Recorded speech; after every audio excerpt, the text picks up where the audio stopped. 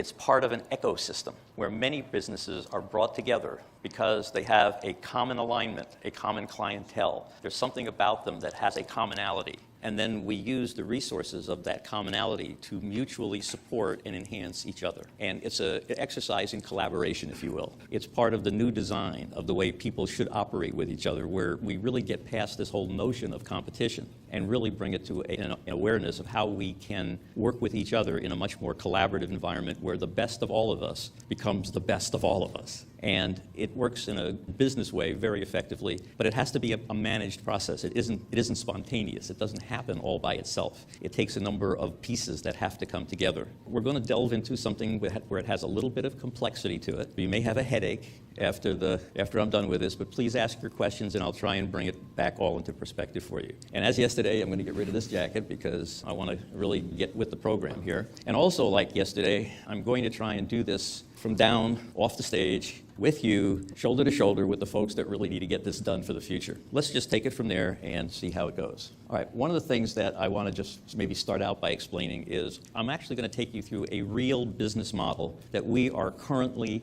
doing right now. And the success that we're having with it should hopefully be illustrative to you of the success that you can have with it as well. And what APS is, it stands for Accountant Partnering System, but it is a strategic aggregation. So that's the business model behind it. And we're doing something really incredible. We're taking a business whose real value is not in the money it makes. Because if you look at a CPA firm, it makes a good living for its partners, but it doesn't create wealth for them. It just creates a good flow of income. And so what we're going to do is we're going to turn that CPA firm into a wealth creation machine. And we're going to do it by leveraging its most important asset, which is its credibility. Everybody has CPA firm. You don't get any more credible than that. Okay? And their client relationship. If you look at the strength of the organization, what's its most valuable asset? It's its relationship with its client. It's the fact that its clients come to them with every major decision they're going to make to ask their opinion. And their yes or their no can make or break any deal. If any of you have ever had to do business with a business where they had to get the accountant's outlook on it, you know that accountant can shut you down in 10 seconds if they say, no, I don't like this. And the sad part is the accountant's natural inclination is to say no, because if they say yes and it doesn't work out well, the client will blame them, right? On the other hand, if it works out well, it's the client will take all the credit because they're the ones who did it. So it's a no-win game for the accountant to say yes. If they say no, then they can never really be wrong, because if the client doesn't do it, who knows if it would have been a good thing to do or not. Now, the reason I'm pointing this out is there are certain strategic relationships in business. And as an astute entrepreneur, you want to identify every single element of your environment that can affect the sale of your product, good or bad. And some of them are going to be very powerfully good and some of them are going to be very powerfully bad. And you're going to want to learn how to mitigate any of the bad ones. The reason we went after CPA firms for this project is because in the B2B business field, owning an accounting firm and having that accounting firm behind you is the holy grail of doing B2B business. Because if the accountant's going to say yes, in fact, if it's brought in by the accountant, it has instant credibility, the client has no resistance to the sale, and you literally grease the path for the entire process. In any business arrangement, if you're going to use something in a business, you want to understand exactly what its core is, what its nature is, how it's going to serve you, and then utilize that in the way that most positively affects your whole business enterprise. So with that, by the way of introduction, now let me take you into what APS is, but more importantly, what is a strategic aggregation, and how does it do all of the things that I just talked about. Let's look a little bit about the world we share today, okay? There are companies like Uber, okay? They are the world's largest taxi company and they don't own a single taxi cab, okay? There's Facebook, the world's most popular media, and they don't own or create any content. The most valuable retailer has no inventory, and that's Alibaba. And the world's largest accommodation provider owns no real estate, okay? This hotel is part of a chain that used to be one of the biggest lodging companies in the world, and it still is. But in a few years, and I'm talking about a very few years, these companies have surpassed all of their counterparts. They're not very old. None of them is more than, I think, 10 years old. Okay, if it is, it's slightly more than 10 years, but the point is it's new companies that have embraced new models, new business models, that have very quickly taken over, but they all have something in common. Every single one of those companies has something in common, and that's that when they went into business, they didn't go into business in the traditional sense of owning stuff. See, in reality, ownership is overrated. If you own it, you have to maintain control of it. You have to manage it. You have to be responsible for its maintenance. You have to worry about if the economy dips. You have all this fixed overhead. Now that you've got to support all that fixed overhead. So you've got the cycles of business that you have to sustain yourself through. You have no flexibility of good environment versus bad environment. You're stuck with what you got, okay? These models all enjoy one thing in common. That isn't true for them. And so let me give you an example, and I'll add Amazon into this in a moment. If you take Uber and if you take Airbnb, let's start with Uber. What are they? They are nothing more than a technology-facilitated platform. Period. They provide tools so that people who own their own car, that people who own their own phone, can take those assets and earn money from them. That's all they do, okay? Now, this is how they do it. It's pretty sophisticated, but that's the reality of it. So what they did is they divested themselves of any need to own these assets. People already own them. They already have them. And let me ask you a question. That car that picks you up from Uber, who owns that? The driver. Okay, who runs it? The driver. Who maintains it? The driver. Okay, that car is going to be better maintained, better cared for. That person is going to take better care of you than somebody who's paid a wage to go out and do it. It's just going to work that way. So they're going to get a better quality of service to you. They've removed from themselves the burden of having to go out and fund the purchase of all of these assets. And if you look even at the models that have been before them that were revolutionary, you take models like FedEx. How many people think that the FedEx truck that brings you your package belongs to FedEx? It's all concessioned out. Everything they do is concessioned out. They're a platform. They organized all of these other parties to do what they needed to have done, and it's their capital investment that made it all possible. They just provided the platform that made it easy for everybody to do all this stuff. So when you start to think about your business and you start to think about what your function is in your business, step back a minute. Step back a minute and say, how can I collaborate with everybody that already has what I want? And how can my business simply make it better for them to do what they do in alignment that'll help them make more money? When I just get a share of that, I'm making more money than I could if I owned all that stuff. Okay? A little different mindset, right? It's not quite thinking of business the same way. And so that's what I want to bring to you today, is a new way of thinking about how do you structure your business? What kind of business model are you going to use to optimize the amount of cash that it produces for you, and in turn the amount of good you can do in the world? Because when it comes right down to it, you can have the best idea in the world. You can have the most generous product in the world, the most generous service in the world. But if you can't monetize it, and if it can't make a nice profit, it will not survive. This world will not allow that. Because the world is based on the fact that every single person is encased in a body that says, I have to survive. And if I can't earn my living, if I can't make money on my money, if I can't do those things, then I'm not drawn to it at the level that you want people drawn to your business. So you have to take stock of what the planet really is composed of, and then move to how do we move the forces and people that are within the environment to do that. So what I'm going to be introducing you to today is what I call an ecosystem. In other words, if we aren't satisfied with the way the world out there works, let's create a new world that has its own ecosystem that totally feeds and nourishes itself. And within itself, it has the ability to accomplish and do anything. Anything. All right, does everybody have a fix for this? Airbnb, okay, lodging company in the world, don't own a single, but what do? They have a technology-enabled platform that takes people who own condominiums, homes, and whatever, and when they're not using them, gives them the opportunity to make money by having somebody else stay there. Simple as that. They don't have to own anything, they just have to facilitate it. Their system is automated, and it takes a little chunk of the revenue for themselves, and the rest of it goes to the homeowner whose property was used for the day or whatever by those folks. And the technology today is, and I put this in quotation marks, is so cheap relative to the way we had to do things in the past, when we had to have things where we had to supply the brick and mortar and the machinery and the equipment. Okay, it's so cheap relative to that you can put together extraordinary business models that empower other people, make those people really happy about how they're able to use their resources, and at the same time solve social problems, at the same time solve everything that you're inclined to want to solve. So that's what we're going to try and bring you through today. The world today belongs to the disruptor. If your business isn't a disruptive business, then it's just a part of the crowd, and it's going to be competing for resources just like every other business is out there. And in a world receding in natural resources, which is part of why we're all here today, people increasingly embrace the idea of collaboration, a collaborative economy. Intelligence sharing extends our productive capabilities. It's about how we leverage information and communication technology. It's about how we create and optimize relationships. So we're going to talk to you today about strategic aggregation, so it behooves me to make sure that there's a clear idea in your mind of what is strategic aggregation. Exactly what is it, okay? It's bringing together businesses that serve a common clientele organized around a common marketing theme, and that's the essence of it. In other words, when I think of a business that's serving common clientele, let me tell you, we have a strategic aggregation that we're doing. It's called Billionaire Lifestyles.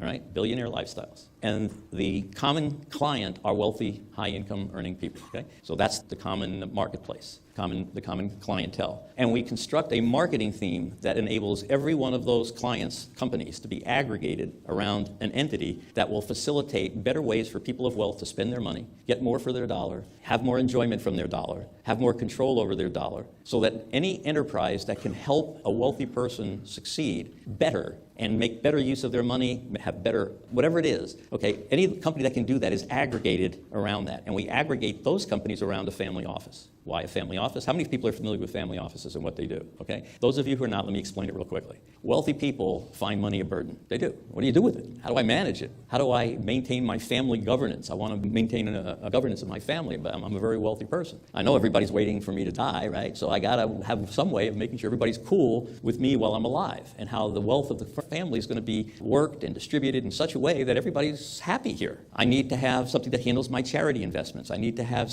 my charity contributions. I need to have something that helps me when I buy my yacht. This is something that's going to be registered in a foreign country because of the labor laws, and it's got to be the right place, and the insurance laws. It's got to be harbored. You're in the shipping business, you own a yacht. So it's got a lot of challenges to it. I have to have an organization that handles that for me. Otherwise, it becomes a bigger burden to own this thing than it is to park myself on it in the Mediterranean and use it, okay? So all those things have to be handled for me, and a family office is set up to make sure every tax thing, every financial security thing, every personal security thing that I need, everything that I need as a wealthy person is handled for me and managed properly. Inside that family office, we embed a strategic aggregation. We embed something that you're going to see how it works in a CPA firm. I'm not going to get into it in detail because I'm going to do it in detail in a CPA firm so that you can see exactly how this works. But the point is, and I want to give you a clue as to why I'm going into this, okay? Because I think that'll help you to see, as I go through it, why this matters to you. Because sometimes you can see stuff that looks great, but what's in it for me, right? Why am I looking at this? What's it going to do for me? And the answer is, you're going to learn something about back-end revenue.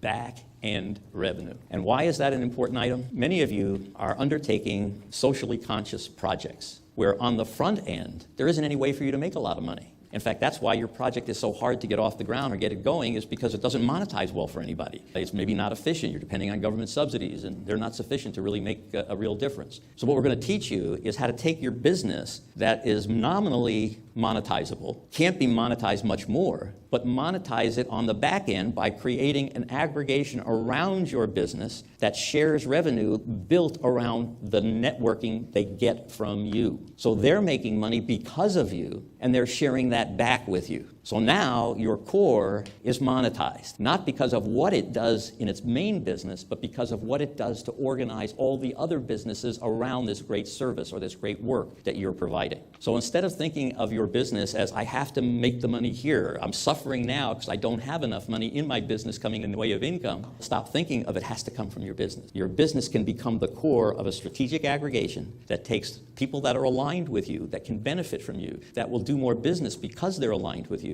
and organize them in a way so that you can share in the revenue now that's being produced by them. Taking that on top of the revenue that you have in your business now makes your socially good enterprise a very profitable business, as well as something good for the environment. So I'm asking you to make this mind leap from how you normally see your business to how it could be reorganized in such a way where it's like a cash flow machine. So now you're not only solving problems, but you got all this money coming in to do more good stuff with, okay? So that's what I want you to see in what I'm going to show you. And I'm going to show you how we take a CPA firm, which, as I said, makes a good income for the partners, but that's all. It doesn't create wealth for them. And we're going to create that CPA firm into a wealth creation machine based on the fact that it has relationships and it has credibility that enable us to organize around it a number of other successful businesses that revenue share with each other, including that CPA firm, creating an unbelievable flow of money to the CPA firm that they don't have to do any work for, that now enables the CPA firm to build wealth for its owners, or in this case, its partners. Okay? So as long as you've got that orientation, I think this will make sense to you. Okay, so we have the common marketing theme, okay, and we provide, and that group is provided with a method of revenue sharing between the source of the customer and the business providing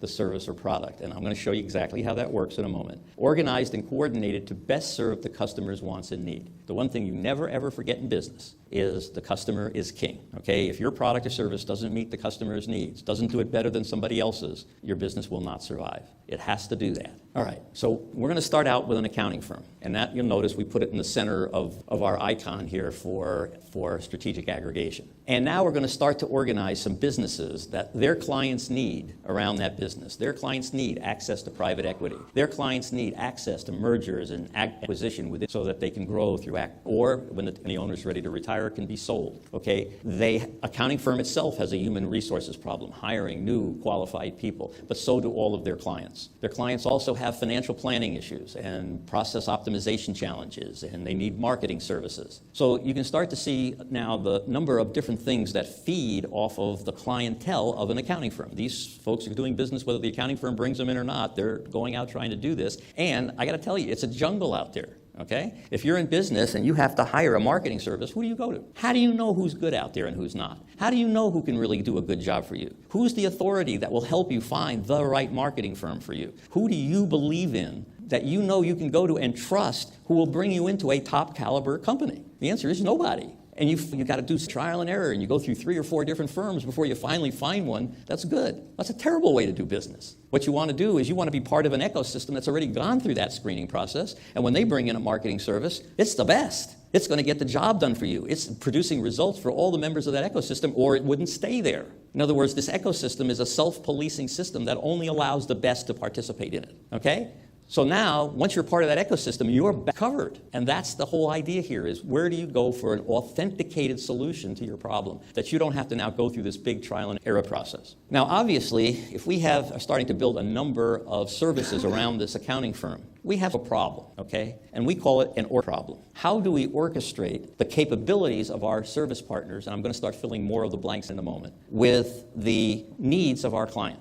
Because it's one thing to say we're all part of an ecosystem. It's another thing to say that the ecosystem has this time-tested, proven way of making sure we get the right support, that we get the right resources in the right order to help us build our business. So that's going to bring a little bit of a challenge into this, and so we're going to combine a couple more entities in here for a legal firm. But I'm going to introduce you to a new term. It's called a certified business strategist. In order to make strategic work, we had to invent a new person, okay? This function doesn't exist anywhere on planet Earth right now, other than in a strategic aggregation. And they have to be trained, and we create an avatar of who's got the perfect background to be trained for this, and then we recruit them, we train them, and now they're in a whole new profession. And they got a job. Their job is to make sure that the clients of not just the accounting firm, but the clients of all of these firms are all going to get cross-marketed to the right firm to do what's needed for them. And that's going to be their job. And I'm going to show you a little bit about how we train them, what we do, so you know that I want to take as much of the mystery out of this as I can. We're going to equip that person with some tools, because in order to do that job, they're going to need some tools. And one of the tools they're going to need is called an RMA Annual Statement Studies. Okay, anybody here ever hear of RMA Annual Statement Studies? Okay, new term for everybody.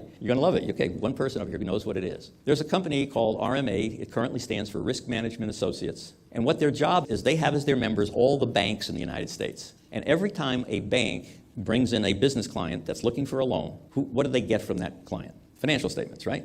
Okay, everybody has to give their bank their financial statements if they want to borrow money. The bank, as a member of RMA, is compelled to take that financial statement, take the name off of it, tell it what the SIC code is, or the NAICS code of that industry. Does everybody know what SIC codes are and NAICS codes are? Okay, the government standardized, this is in the US and most other countries follow it, they standardized every type of business there is that operates in their country. And they broke them up into categories, and then those categories into subcategories, and then they assigned these SIC code or I get tongue-tied here, NAICS codes to that particular company. So now, by a SIC code, the taxing authorities know what kind of business that is, the government knows what kind of business that is, the banks know what kind of business that is, and all those businesses can now be put in a group. So we now know a lot about that category of business. And if we want to do any research on that category of business, if we know the SIC code, it cuts our research time down by a fraction, because we just keep putting that NICS code in there and asking our questions. And now we're getting them much more specific than general answers. We're getting them pertaining to that code. All right, we now have that SIC code, and the banks submit the form, the statement, to RMA with the SIC code or NICS code. And what RMA does is they run a statistical analysis of every business that ever submits a loan request to a bank. It has their financial statements, and it now can produce for any given industry a benchmark of what the ratios are from those financial statements. What's the average in this industry of this company's asset to sales ratio? What's the debt to equity ratio? What is the quick ratio? What is the ratio, average in this business. Now, why is that important? It's important to a lender because if you walk into the bank and you hand him a financial statement from your company and he sees what industry you're in and your financial statement is off the charts bad for what somebody's standard is in your industry, you're going to have a real problem getting that bank loan, okay? And you haven't even told the banker anything about your company yet, and he can look at that and he knows he doesn't want to loan money to you just from that, okay? So everything else he's going to say from then on is no, and you don't know why, okay? But it's real important that you get friendly with these numbers because they are going to play a role in how you have to develop out your business. Why am I telling you this? Okay, we order out an RMA, annual statement studies, in order to equip our CBS, our certified business strategist, with a tool. And here's how he's going to use that tool. We have the CPA firm's records because now we own the CPA firm. That's why we want to own this core business. So on that business, without even telling the owner, once their financial statements are ready for the year, in other words, they were produced, now they're ready to be delivered to the owner, our CBS makes a call to the owner. And the CBS says something like, "Hello, John, I'm Harry over here at the CPA firm. Your financial statements have been prepared for the year. We'd like you to come into the office next Wednesday. We want to review them with you, and we want to show you how you compare to your competitors." Okay? So now, nobody turns down that interview. Nobody, because they want to know what their numbers are. We're going to explain their numbers in a way that no one's ever explained them to them before. They're really going to know what they mean about their business. And they're now going to know what their competitors' numbers are, which they're dying to know. And we're going to show them how they can make their business better than their competitors. So that's a tool that enables our CBS to make a call to a client that's going to make that client thrilled to come into the CPA firm to learn this stuff. Now, when that happens, we have a little piece of customary software proprietary software that we made up, which compares the client's financial statements to the standards, tells them all the places that they're as good or better, but also shows the places that they're worse, that is making them non-competitive. And then the next thing that CBS is going to do is he's going to say to them, "John, it says that over here you're clearly in the amount of money you spend on marketing are way under what your competitors are spending. So we suspect you don't have a good source of marketing. We'd like to introduce you to a company that can really help do this and take you out of this challenge that you're having." So now the owner knows what's wrong with his business. He has somebody who's authoritative telling him what the solution is. And now he's thinking, well, maybe I ought to do this, when up until 10 minutes before that, he wasn't even thinking about that, okay? And any other area of his business that we're weak, maybe he's not spending enough money on HR. You look at his payroll relative to the payroll of his competitors, okay? And you see his payroll is much lower. You might think that's a good thing, but it also may say he has no good executives in the company too, okay? Because he doesn't have any high-paid talent in the company that helping him solve his problems. In other words, a well-trained person can ferret out through those systems what's probably wrong with the business, and we provide them with software that helps them do that. All right, now, we come back and the thing that the owner's likely to say to us is, all these folks, you're introducing us to this person, I'm sure that's all going to be very expensive and we don't have the money. Isn't that what you're always going to hear? We think, yeah, we love the solution, we just don't have the money. So we tell the client, you don't have to worry about that, because any dollar we ever ask you to spend, will come from money we already put in your checking account. So every dollar you're going to spend for any solution we bring you, you will never have to write a dime that we didn't give you, a check for a dime that we didn't give you. The first question is, how are you going to do that, right? Nobody's ever done that for anybody before, right? And so we say, we have a program called Bigger Bank Balance, okay? And here's how it works. We have 40 services that work with us in our ecosystem that the day after you give me the permission to do this are going to come into your business and find every place that money is hidden in your business, every expense that you're incurring that doesn't have to be incurred, everything that you have tied up in this business that's not being 100% at least productive. And we're going to show you how to convert that into cash. And in fact, we will guarantee you that within 3 to 6 months from the day you say yes, we will put somewhere between 7 and 10% of your gross annual income. You'll have that much money sitting in a bank account in cash in your company,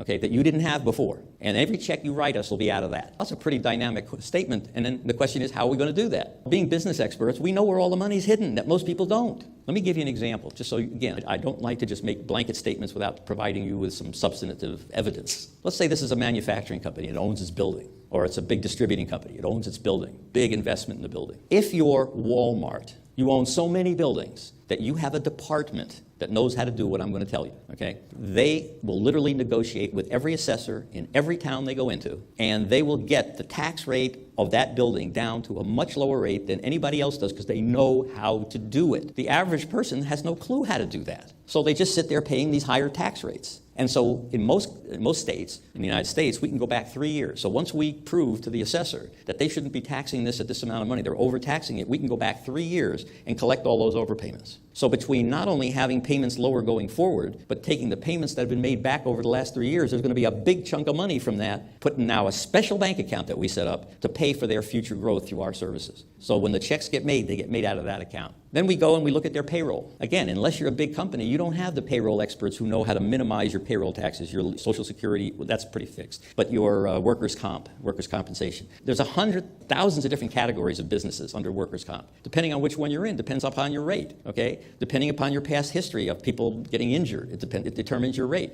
But there are so many factors that the average person knows nothing about that when you get a professional in there, they can find money in there like crazy that's been overpaid, reduce your payments for the future. So at the same time we're plugging leaks in the boat for the future, we're also creating chunks of money that we can go back and create from the past. So when we're done with this bigger bank balance process, the company has a big chunk of money sitting in its account, and it's a lot more profitable going forward. Okay, now, I'm going to take a little diversion here. If you have that service, who would be one of the likeliest candidates for wanting to have their clients go through that service? Well, the accountant would, but even more, how about a bank? Okay, if I have a bank, I have what's called a watch list. Okay?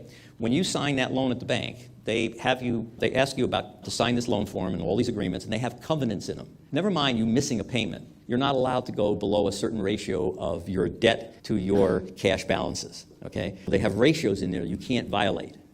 And the minute you violate those ratios, they can foreclose on the loan. See, they don't want to wait until you have not made a payment because it may be too late then to collect their money. So they want to be able to collect the money while you're still semi-healthy. Okay, so they have these ratios in there that help them do that. So the watch list is when any of their accounts are getting close to violating one of those. And the bank doesn't want you to violate them. They don't, because then it puts them into this bad process of having to go get their money. They don't want that. They want you to have the money, and they want to just make their interest and principal payments back. Once we align with a bank, they call us in. They call us in to all of their accounts that are on their watch list so that we can raise a big chunk of money, get them off the watch list, but more importantly even, plug the holes that are causing them to struggle and have these ratios in conflict. All right, now, if we're putting together a strategic aggregation, what do you think a bank is going to want to be? Are they going to want to be in this ecosystem? Yeah, okay. So we look for everybody's pain point in a business that's a B2B. And what's their pain point? How does our ecosystem solve their pain point? And it makes them want to be a player. But now, if we have a revenue sharing mechanism, they're going to want to be even more, because watch what happens now. In our system,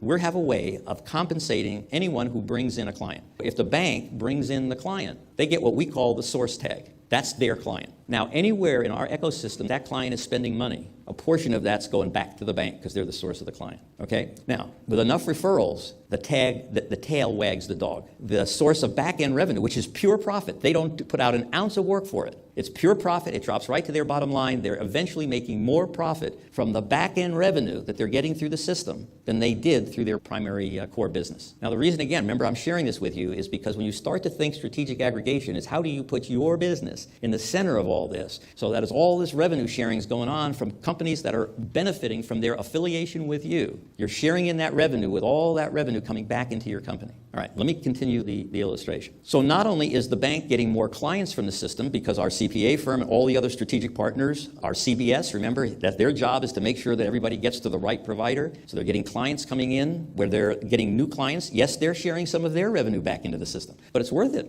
They have marketing expenses just like everybody else, right? Okay, they're happy to pay out some money to get new accounts. So they're thriving from new accounts. They're thriving from getting people off their watch list. They're thriving because they have more revenue coming in from the clients of theirs that are matriculating through the system than they would have had just as a standalone bank. So they're benefiting in every possible way. Okay, so we put it through our proprietary software. So we have a dashboard that makes it work really well for everybody. So there's our commercial bank. We have investment bankers, education and training groups, performance, so that all of the things a company needs in its IT. Just think of what a benefit that is to the client base of the CPA firm and everybody else for that example. Has anybody tried to automate any part of their business? Everybody ever try? Did you have fun? It's a nightmare, right? Because you're dealing with a lot of people. You don't even speak their language. You don't know who the good guys are out there. What better than to have them come through your CPA firm that will not mess with you because they don't want to lose you as a client. Anybody that's going to come in through that door from them, it's going to be somebody good because they will not take the chance of losing you as a client. Okay? The important thing is to build out this ecosystem of top producers, of people who will not disappoint the clients. So real estate, mortgage banking, you can see that around the CPA firm, for the benefit of those clients, the list is almost endless. Now,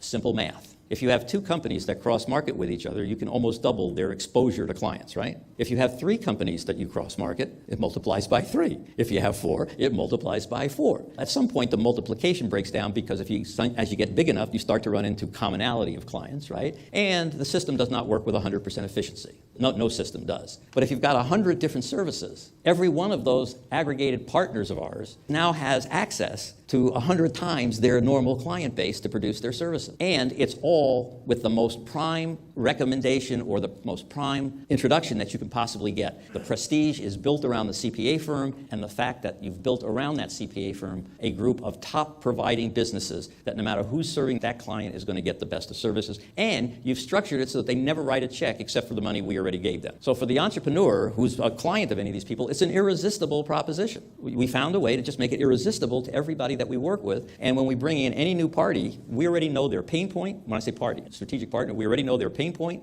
what their problems are in their business, and how our ecosystem solves their problems in addition to more clients and more back-end revenue, okay? So all of those things are built into the system. Now, I could probably spend hours here with you to get into this in depth. Obviously, we don't have those hours of depth to get into with you, so I'm going to keep it a little bit at the conceptual level because it's important that you see where your company can fit into all this.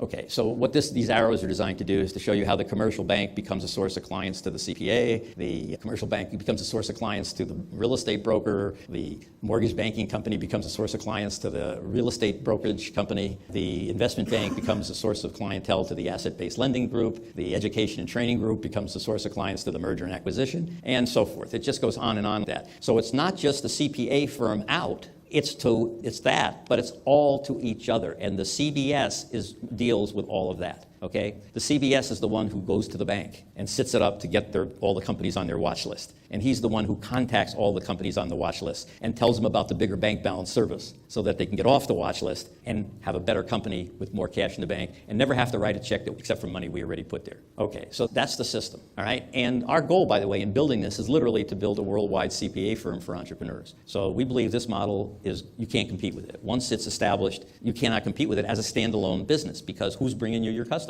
Let's take, for example, our insurance company, okay, the insurance group. They are going to, is everybody here familiar with what's called the lifetime value of a customer? Okay. Well, in other words, the customer's value is not just what they spend with you the first time, but it's what they're going to spend with you over the useful life of that customer. In other words, how long does your average customer stay with you? And over that time, how much money will they be bringing into your company? Your marketing budget usually is tied, if not it should be, to not just what you make on a sale, but what your lifetime value is of your customer. Because if your lifetime value is very high, you can spend more money to get that client than you're going to make on them on that first transaction or two. Because over the next 3-4 years, you're going to make so much more money on them that, there's a formula that you can use because you don't overspend, because you can overspend yourself out of business. You're not alive 3 years to get the full benefit. So there's a limit to what you can spend. But your marketing budget is some way tied to the lifetime value of your customer. If that's the case, once the insurance agency here has all this back-end revenue from their clients who are now being matriculated through these other services, a client is worth way more to them than it is to their competitor because they're going to make all this extra money out of them. So the first thing they do is they start spending more money on their regular marketing. Why? To bring in more regular clients, because now they have more people to make a back-end revenue on. And at the very same time that they've done that, they're helping make our system bigger, right? And each one of them is doing the same thing because now they've got more money to spend on marketing than their competitors do. All right? Now, let me tell you one of the outcomes of this model. We first tested this model in Santiago, Chile. And the reason we tested it there is we knew this would work in the United States. We just didn't know if it would also work in foreign countries, and we wanted to test it in different cultures, right? We did a similar model on a different type of business that was in the promotional type items, where you buy a keychain when it's got a lock on an end on it that's a commercial for your company, right? Or it's a thumb drive, and it's got your logo on the outside and a brief story of your company on the inside, or whatever it is you're trying to promote. Okay, these are things you give away, pens, calendars, whatever, to help people remember your business. That was his company. He did that. And when he started in the business, he was only doing $50,000 to $100,000 a year in sales. That's when we met him. And he told us that there are 3 companies in South America which were called the 3 Kings. And the smallest of them did $20 million a year. And they were the ultimate end in that business. You have a few smaller companies and hard to compete. These were the kings, and they don't talk to anybody but each other. Anyway, we put him into this model. And he started aggregating around himself other promotional companies that did other types of promotions. He worked with other things that were synergistic with his business. And he put in this profit-sharing, revenue-sharing system with them. To make a very long story short, His first year, he went from around his 200,000 or 300,000 at max in business to well over $1.5 million. That was his first year. Within 3 years, he was up to $8 million, and by his fourth year, he surpassed the lowest of the kings, the three kings. His firm was given the award for the fastest growing company in South America by one of the banks down there, runs this contest every year. There were 16,000 companies that applied for this. He won. I just want to give you a sense that it doesn't matter the culture, okay, that the concept is compelling. It works. And that's what I want you to have an understanding of. And the fact is the core business, the central business doesn't matter either. The central business can be your business. It can be any business really, but it can be your business. And around you, you're going to look to see who are all the other businesses that are, I got a slide on this, so let me wait till I get there. I have a tendency to get ahead of my slides. Okay, we talked earlier about platform automation. Platform automation, okay? The whole idea of a platform that we built in order to sustain this is the key now to how it works. In the old days, you had to be afraid of complexity because human beings can only handle so much and do so much before they get confused, okay?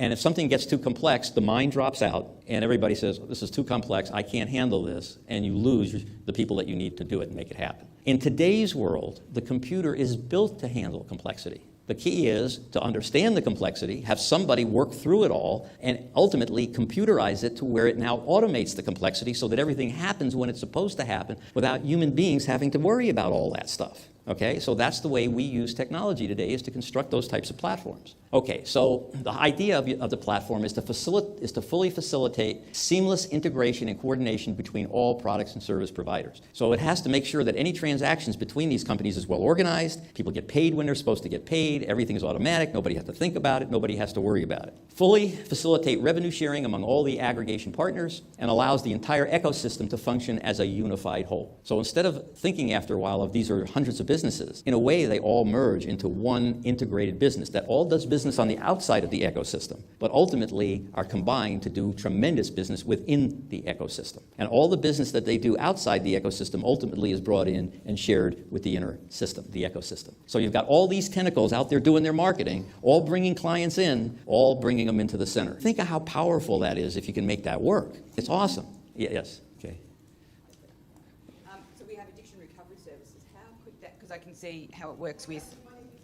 Start over again. I think it would be helpful. I think it's on now. I wanted to know how, or if that applies to, say, when a service is that you're serving people. So our business is addiction recovery services. What's your service? It's an addiction recovery service. Okay. Now let's take your business. Okay. Yep. I'm gonna ask you just to sit down for a moment because I'm going to talk for. Just keep the microphone. Keep the microphone but I just don't want you standing there for 2 or 3 minutes. Okay. Just relax.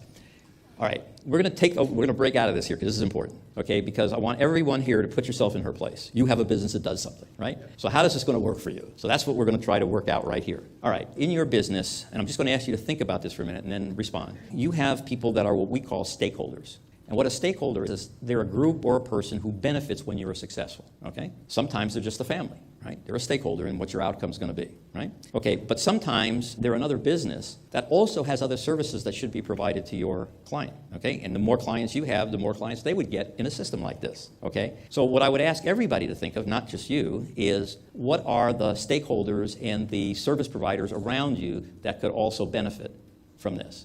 Okay, and then when you are finished writing, we're going to be patient and wait, and then we're going to ask you an incredible question. Okay, now stand back up. Thank you. I just didn't want you to feel like you had to stand there. Okay, so the question that I would ask you, who would be some stakeholders regarding your business, and who would be some complementary type businesses that would also serve the same clientele you do, or similar to the same clientele you do? So private, like psychiatric services, clinicians, other services similar to ours. No, that wouldn't work. Maybe it would. It might. Yeah. Okay, where do the most of your business come from now? Most of our business comes from, in Australia, you get a month covered from your private health insurance to go into a detox. Yeah, we get Okay, but I'm asking who refers them. Either they referred from a hospital or referred from a doctor. Hospital, or three-quarters. Referred from an insurance company. Yep. In other words, who are your referrers? You make them part of your strategic aggregation. Now they have a way to earn more money on the same people they're sending to you. Okay. Okay? You see how this starts to multiply out? Okay. Okay. So once you have the system down, you start to look for who do I get my clients from? Mm-hmm. Once I have my client, where do they go to? While I have my client, who else services them? Okay, so you got 3 different ways to look for who to aggregate with. Where does your clients come from? Who do they see before they see you? Okay? Who do they see after they see you? And who, while they're seeing you, would also service them? They are the logical people behind your aggregation. Okay, now, the next question would be, should you be the core of the aggregation, the center, or should you be one of the other businesses that are aggregated together? Because if you're going to be the core, you're going to take on some extra responsibilities that may not be something you're comfortable with, okay? For example, if usually the first company that sees a client with a given set of circumstances is usually the best one to make the hub, the core company. But it can be any company, because as you can see, they all, in that chart, they all cross-market with each other, so it can be anybody. But do you have a sense now of what a strategic aggregation would look like in your field? Who would be the participants? Yes, I do. Okay, that's the important thing. The rest is all mechanics, so thank you. So if we accomplished that, it was great. Okay. One of the other strategic aggregations that we did fairly recently was in the real estate brokerage business, okay? And just think of how this works. Okay? You have a real estate broker, puts out all this money to advertise to get a listing, right? Somebody comes in, they give him a listing on a house. Then he's also spending money to get the folks out there looking for houses to come to his office so that he can be the representative of that client to help them find a house. And he's got his listings, he makes money on that, and he's got his people that he sell into his listings, and other people's listings is how he makes his money. Okay, so he spent all that marketing money, and he can either make one of those two sales until he's strategically aggregated. Okay, because then, remember what we just said to this fine young lady here, is that, I can't see your name tag, or I would have mentioned you by name. Is it Belinda? Belinda, thank you.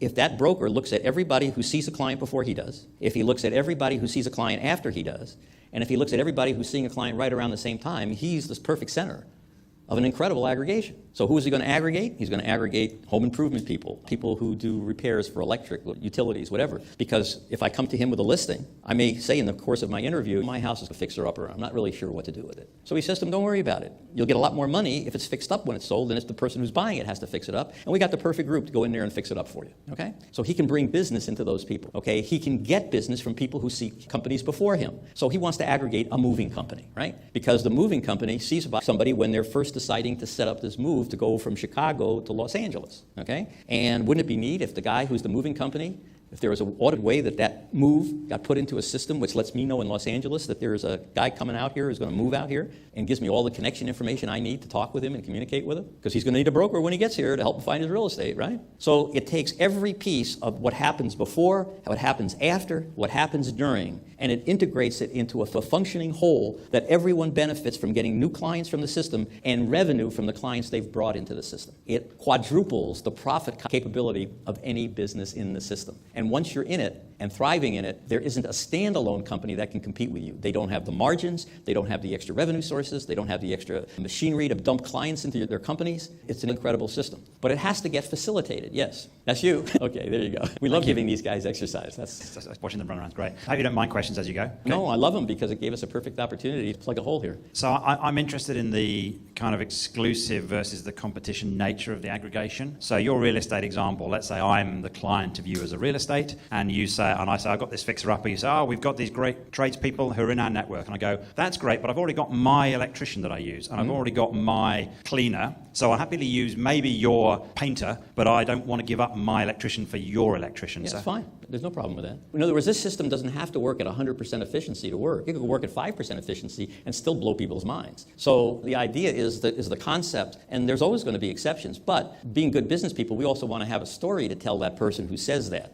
okay? And what the story we want to be able to tell them is why our guy is going to be better for them. And it might be, if you use your guy, you got to pay him now. You use our guy, he's agreed to take his money out of the closing. Okay. See, that's a world of difference. It's like any other business. You anticipate your objections. One of the finest trainings that I ever had was being trained when I was this big in the life insurance field. Because what they did is they taught you to anticipate every objection and to build into your presentation the answer to that objection so that by the time that objection would enter the person's mind, it's already been covered. And they've already agreed that's not their challenge, not their problem. And I don't remember all of them anymore, but there were only 5 objections you could get in the insurance business. There's no hurry, no need, no time to deal with this. Anyway, so there's 5 of them. And every objection fell into one of those 5 categories. And once you knew those categories, you were ready. You had it built into your presentation. And if they did, again, ask it, you made every objection a close. So that's just part of sales training. So all I'm saying is when you build the aggregation, you anticipate every objection. And you're never going to have 100%. But if you do this right, you get up around 40, 50% of everybody flowing into the system. That gets huge, just huge. Anyway, thank you. Did I answer your question first of all? You did, and I do have a second question that kind of goes with that, if you don't mind. No, fine. In your real estate example. I see where the back-end revenue comes in the accounting example, because part of the accountant is going to go, we can find the savings in the over expense in your business, and that then starts to become what can flow around. So in the real estate example, let's say I'm the mover and I bring the client to you as a real estate agent in the middle of the aggregation, and I'm going to get the fee, right? I'm going to get the referral fee. Where's the referral fee coming from? Where's the cash for that coming from? Is that coming from you? No, it's coming from the person who did the work for the client and billed the client. In other words, in the case of the electrician, he actually does the work, he actually bills the client, and then a share of that revenue comes back. But in our system, it all is done through our platform, everything. Okay. So everything's transparent, everybody knows who's done what, everybody knows when they're supposed to get paid, and everybody even knows how much. Okay, it's just so I understand that. If I'm the removal company, I refer into the real estate You don't agent. have, all right, here's an important part of what we do. The hardest thing to do in the world is to change the behavior patterns of adults. Everybody wants to do tomorrow what they did yesterday. And even if yesterday didn't work, doesn't matter. They want to do tomorrow what they did yesterday. So we built this system so nobody has to change their habit patterns. Nobody. The only person changing is the certified business strategist. They are trained what to do to extract from the system what's needed and make it work. If I'm the bank, I just bank. I just do what bankers do. And when a new client comes in the door, they're coming in courtesy of that certified business strategist. I'm just getting a new client. I know what to do with a new client, okay? When I refer my client over, I don't even refer him over. That CBS has a process by which he finds out who's on that watch list, right? And so now we get that information from the bank, but the banker doesn't do anything different, okay? So everything we do is built on the fact that we don't behavior modify anybody. Okay, and that enables you to grow very quickly, because the thing that slows you down in any form of growth is, Sally, I know you've been doing it this way for years, but you can't do it that way anymore. Now you got to do it this way. Okay, and Sally does not want to do it this way because she's real comfortable doing it that way. Okay, that's why we build these systems so that they don't interfere with human behavior patterns. Got it. Thank you. Okay, you're welcome. All right, in fact, I'm going to cover that in a second here, if I can go maybe back to that. All right, no, I think I covered everything there. All right,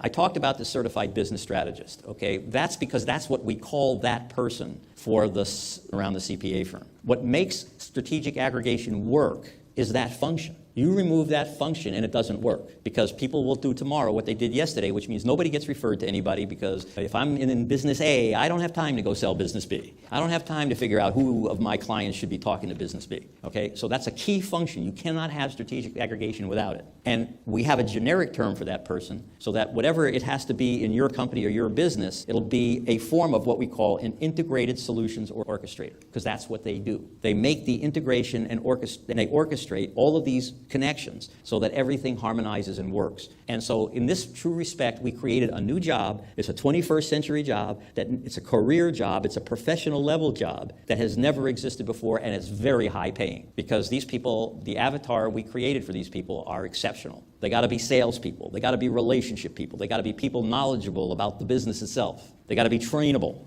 Okay, and they got to be, to some extent, hungry to do this kind of work. Okay, so we know who we have to go after, and we do. We find them, we train them, and we certify them, and every year they get recertified. Yes? So in Belinda's example, if she was the aggregating business... Okay, start again if you would. In Belinda's example, if she's the aggregating business, does that function sit in her business?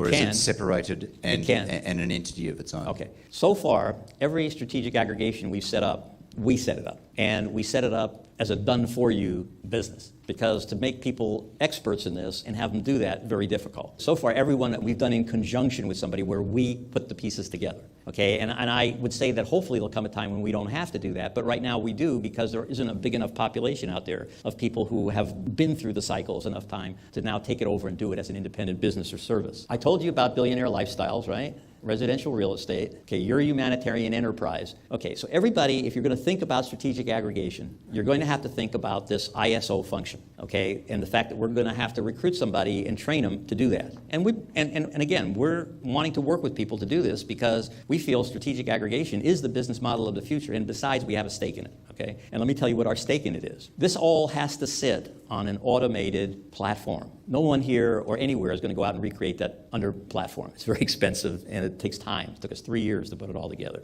So tomorrow, what I'm going to share with you is the platform itself, how it works, and does two things. at the same time. Number one, it facilitates you to set up a strategic aggregation around your business so that you can do it. The platform now is there for you. And then the second thing that it does is it can take any business, whether it's in the ecosystem or not, and make it scalable. In other words, enable that business to grow and grow rapidly. We did this because all of our partners are going to grow rapidly. And if they can't scale their business from where they are now to where they're going to be, if they don't have the systems, the forms, the procedures, the accountability, the means of assignment of the functions within their own business, if they don't have that together, they're not going to grow with us, and we're going to lose them. So we automated their growth so that they can prosper with us, but the same system enables any business to scale. It doesn't have to be an aggregated business. So it's a system we're going to be selling to the public, just who want to make their business scalable, and to our own constituency because they want to be part of this integrated system and automated in this whole ecosystem. And tomorrow I'm going to show you that system. I'm going to show you exactly how it works and exactly how it scales your business. Now, this is one of the things that Doria and I spent a great deal of time talking about, is that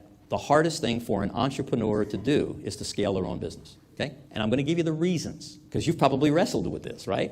And the reality is, if you're the entrepreneur, what are you? You are a doer. Man, you get in there and you do stuff, and you knock this down, you knock that down, whatever it takes, you get these obstacles solved, and you can think them through, and everything's wonderful. But now you got to hire your first employee. All right? And so you hire your first employee, you give them a set of tasks to do, you go on about your business, you come back, and all the tasks you gave them are screwed up, right? Okay? And it isn't because they're not bright, it's just because they didn't have enough instructions.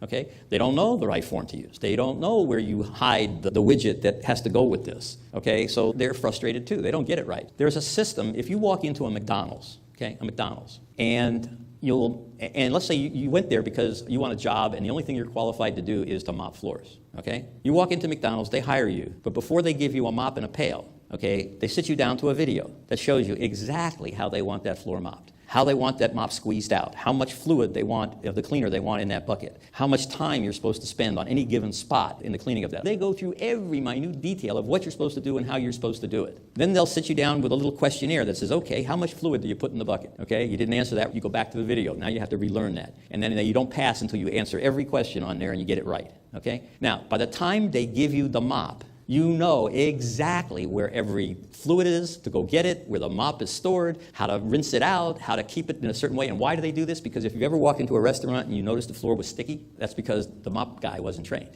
Okay? If you ever went in there and smelled this kind of antiseptic type smell, it's because the guy who mopped the floor, or the gal, wasn't trained properly. McDonald's will not tolerate that. Okay? So they want to make sure that it's automated. When you come into that process, there's no way you're not going to do that job properly. So what you're going to see tomorrow is how you take every aspect of your business and reduce it down to a set of standards and procedures and training material and forms and processes that you can bring a new employee in, and in a couple of hours, they walk out of there knowing how to do what they're supposed to do. That the system itself tells you who's responsible for this task. And is that task on time, or are they behind? We've reduced it down to a place, and you're going to love this, where the owner of the business can run the entire business knowing every inch of that business and what's going on at any moment in time from their cell phone that they view from their yacht in the Mediterranean, okay? Because if your business is organized properly, you don't have to be there. You don't have to be the one that everybody comes to with their problems. You don't have to be the one who pushes people aside because they didn't do it right, and you get in there and you do it right. Then you wonder why nobody else does it right. Guess what? You know where the mop fluid is. They don't. Okay, you know what happens if you put too much cleanser into the bucket. You know what happens if you don't wring out the mop properly.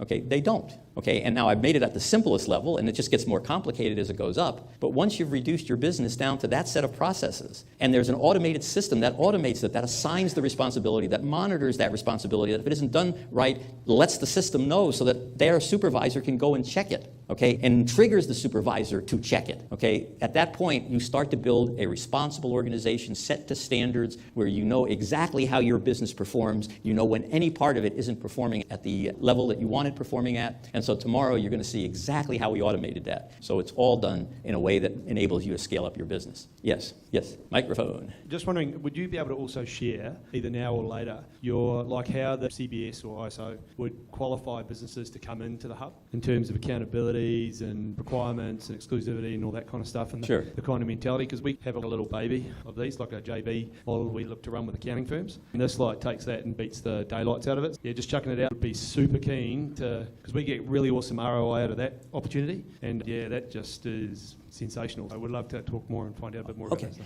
stuff. They just gave me the 10-minute warning here. I want to make sure I do get a few questions in. I don't think I have this any further to go here. What consumer can you reach that others cannot? Let's see. What is your compelling story? Okay. This is the last thing I'm going to cover today, okay? Your humanitarian enterprise, because we want to really bring it down to your humanitarian enterprise and how this can work for you. Everybody here should understand that if you're doing something that's really compelling for debate for humanity, there is a hell of a story behind what you're doing. There is a story that other people will resonate with, not just you or a handful of people around you. And part of your job is to get that story so perfected so that when anyone hears the story, they immediately want to be part of what you're doing, okay? Doesn't mean they're going to put their hand in their pocket and give you money, but they want to immediately be involved with you. That story is so compelling. And if you can't make it that compelling, you ought to ask yourself, why not? Because if your project is worthwhile, it ought to have a really compelling story, okay? So if you have that compelling stories, what consumer can you reach that others cannot, okay?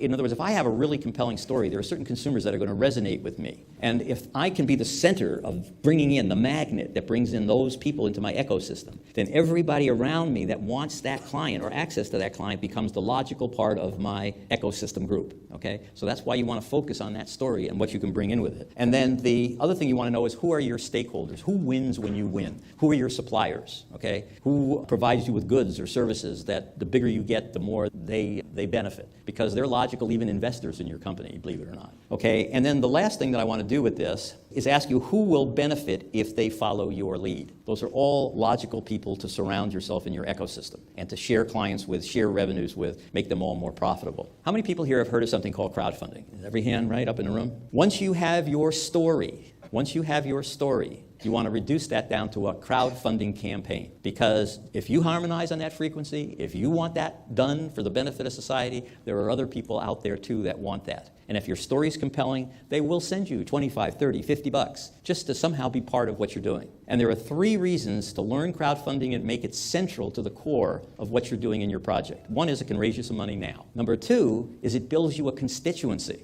because you keep communicating with these people. They become part of your constituency. They become part of your customer base around which you're going to create the strategic aggregation. And then 3rd, if you build it big enough, they become a political constituency for you to exercise political power to get done what the aim of your Good Works project is. So there isn't anyone here who should ignore crowdfunding, okay? It serves 3 beautiful functions. It tells your story to the world. It raises you money. It builds your constituency, and it even builds political power for you if you take it far enough, okay? That's the advantage of those types of technological platforms. All right, I think I've pretty much covered everything that I had to cover for this, so any last questions before they tell me my time is up? Okay, lady in the back.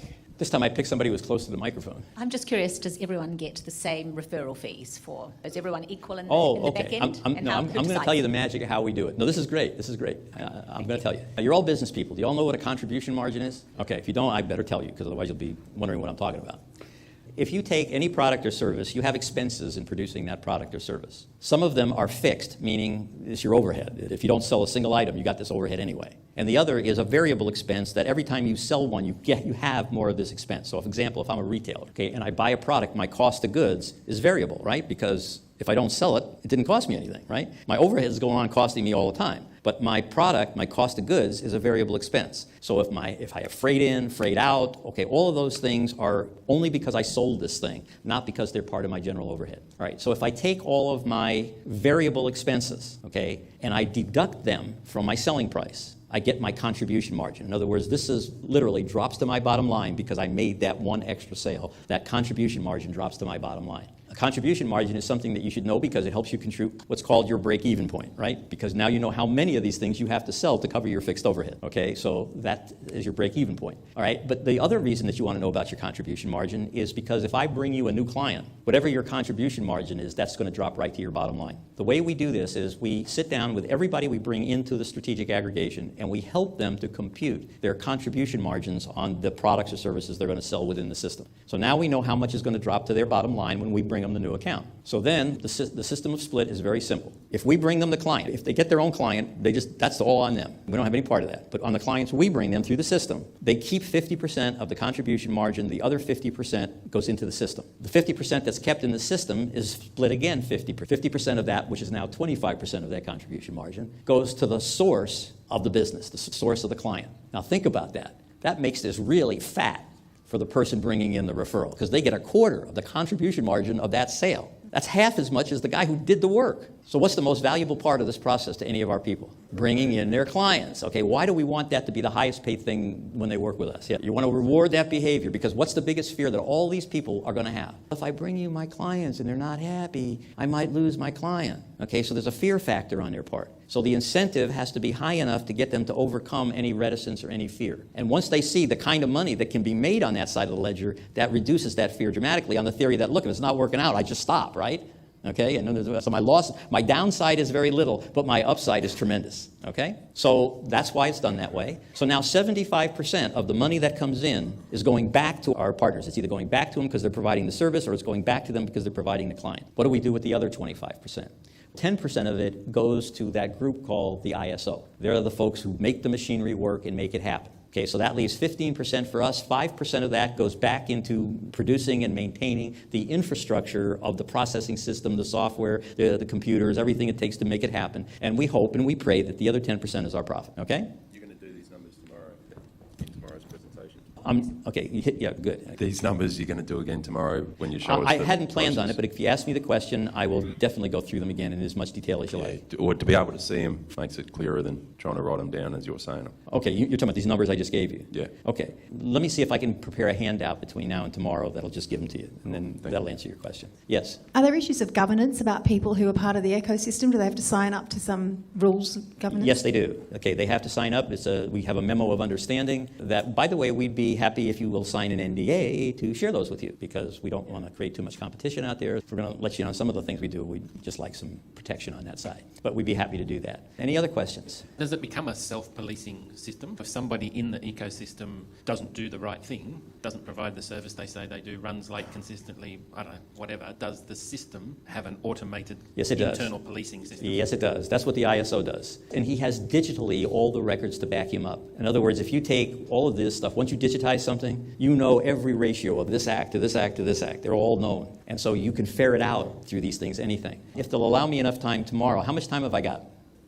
Right now? Yeah. About 3 minutes. 3 minutes. 3 minutes. All right, I'll try this in 3 minutes. How about 5 minutes? 5 minutes is beautiful. Thank you. It's your birthday. Thank you for the present. Okay, so let me try and answer your question, okay? We do a lot of work with high cash flow internet companies, okay? And they're usually Amazon storefronts. They may be, let's say, in the herbal medicine or the herbal supplements field. And they make a product, but they don't make it. They go to a contract manufacturer, they work out a formula, the contract manufacturer makes the product, gives it, they approve of it, and now when an order comes in, from the owner, from the guy whose business it is, it's never delivered to the owner. It goes right to the fulfillment by Amazon warehouse, and it's handled then by Amazon, who stores it, takes the orders off the website, then picks it, packs it, ships it, and then deducts their 1/3 of whatever that selling price is. For the contract manufacturer has to get paid their share, and the owner, if they've done it right, is making around 30-35% margin on the whole thing. So once this is all put in place, the owner sits back, makes sure the orders come in right, okay, and basically with no employees, they just collect their 30-35% margin. So these things become cash flow machines. And the real expertise of the owner who made his company successful at this was because he understood, or she understood,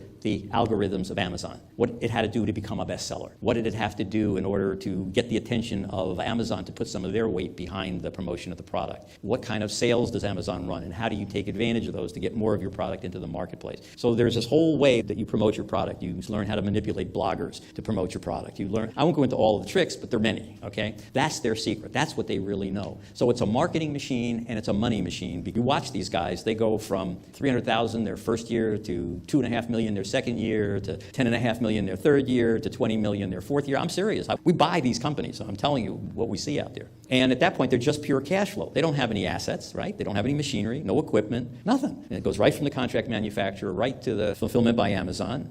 Orders are taken off the internet. Amazon handles all the fulfillment, sends them their check. That's it. Okay, so they had their expertise. They built it to a certain point. All right, now they want to sell their company. And there's this magic number out there, and it's 3 times, 4 times, 5 times EBITDA, earnings before interest, deductions, and taxes, and depreciation, amortization, all that good stuff. All right, they offer these multiples of earnings because that's the multiple of earnings. They have no idea what makes that company worth any of those multiples. but we do because we took the time to evaluate them. So, for example, because of Amazon being able to get every single possible detail about how they operate, we can get on the panel of the owner, go into Amazon, and pull from them all that data. And what do we learn when we do that? We learn what their refund rate is. If their refund rate is 0.1% versus 12%, that's big. What is that telling you about their clients, about their customers? Okay, it's telling you a lot of them don't like their product. They're sending it back, okay? Well, that's not good. Okay. What about, you see, they have this thing called their subscriptions, where people who like the product so much that they say, look, I don't want to be bothered placing an order every month. Just put me on subscription, send me my product every month. That's telling you somebody really liked the product, and it's got a lot of good future staying power with that client.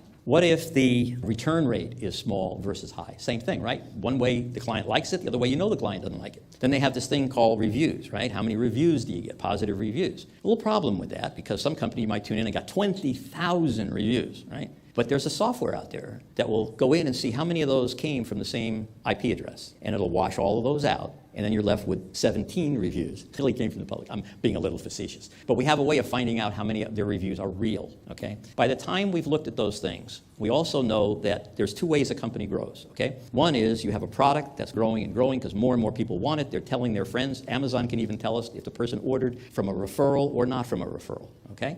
Depending on how the marketing was set up. So if it's a high level of referrals, we know people are now passing that information on to their friends. So you don't know that about normal products in the marketplace, but you do know it about ones that are on Amazon. So we developed a matrix that enables us to tell by how those ratios stack up what the probability is that company will continue to grow into the future versus sell their product because they're good marketers to a whole bunch of new people who don't reorder, and because they don't reorder, it's going to tank after a while. As opposed to this marketer sells a good product that is liked by the client where it continues to compound the growth because the old customers are staying there, they're referring it to their friends who are adding more sales, the new marketing is coming in underneath that, and the trend line is most likely to continue up. Now, which one would you pay a higher multiple? You got two companies earning the same amount of money, but one has all this bad stuff in it, but it's earning the money now, right? The other has all the good stuff in it. Which one would you pay the 3 to 5 times multiple for? You pay it for the better one. So there's a way of adjusting what's the right multiple to pay based on the growth of the company. All right, now one of the running problems that we have with people who finance these transactions is they are traditional lenders, right? Traditional lenders think in 20th century methods, okay? And in a 20th century method, what you have is, I got to have collateral, okay? You got income, great. I love your income. It's going to repay my loan, but you have no collateral, right? Okay. So if you have no collateral, I can't loan you the money because what if your income source dries up, right? If I can't have a secondary means of repayment, I can't make the loan. And I'm going to, one more minute and I'm done. Just want to let you know, I'm done. No problem. Okay. I want to keep the birthday girl happy today. So. It's the lunch thing. Okay, Yes. I want to keep you happy today. All right, so we have the one lender who he's got to have collateral or he won't make the loan. We're having to re-educate those lenders because in the 20th century, that was the model. But in the 21st century, that's not the model, okay? And the reason is this. That same lender lost his shirt on collateral he had in real estate back in 2008 when the whole market bottomed out. Collateral is not an assurance that you're going to get paid back your money. What's an assurance that you're going to be paid back your money is if you can absolutely document a company that's on a growth rate like this, where they're going to make more money next year, provable by the statistics behind them. So that rear view mirror is good enough to project not 10 years into the future, but certainly the next year or two. And if you can project into the next year or two, we're going to make so much money that we'll have you repaid in 2 years. That's your security. So we'll have you repaid so fast that before anything can happen to what we know is going to be true for the company, you're going to be fully repaid. Okay? And so it's a matter of retraining even the lending community of how to lend properly on the purchase of these companies. Okay. Anyway, thank you very much for your time.